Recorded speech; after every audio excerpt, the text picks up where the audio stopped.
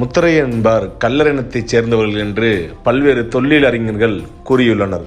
மேலும் கிபி 1916 சுப்பிரமணிய ஐயர், ராவ் பகதூர் வெங்கையா போன்றோர் ஆராய்ந்து முத்தரையர் என்போர் மதுரை, புதுக்கோட்டை, தஞ்சை வாழும் கள்ளரின மக்கள் என்றே அன்றைய ஆங்கிலேய அரசு ஆவணமாக வெளியிட்டது. இதுபோக தொல்லியல் ஆய்வாளர் சீனிவாச ஐயங்கார், கிருஷ்ணசாமி ஐயங்கார் உள்ளிட்ட மிகப்பெரிய ஆய்வாளர்களும் முத்தரையர் கள்ளரினத்தை சேர்ந்தவர்கள் என்றே தங்களுடைய ஆய்வின் முடிவில் குறிப்பிட்டுள்ளனர். மேலும் முத்தரையர்கள் கல்வெட்டுகளில் தங்களை ஸ்ரீ கல்வர் கல்வன், கல்வர் கல்வன் வாழ்வரி வேங்கை, கல்வன் அமரக்காலான் என்று தங்களை கல்வரில் சிறந்த கல்வன் என்றே குறித்துள்ளனர்.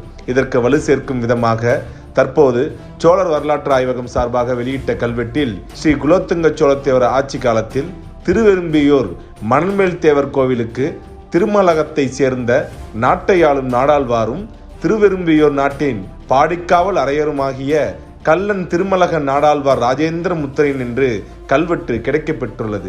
இதன் மூலமாக குலோத்துங்க சோழத்தேவரின் நாடாழ்வாராகவும் பாடிக்காவல் அரையராகவும் ஒரு கள்ளரின முத்திரையர் இருந்துள்ளதை இக்கல்வெட்டு நமக்கு தெளிவாக எடுத்துரைக்கிறது. இக்கல்வெட்டானது முத்திரை வரலாற்றில் மைல்கல்லாகவே அனைத்து ஆய்வாளர்களாகவும் பார்க்கப்படுகிறது.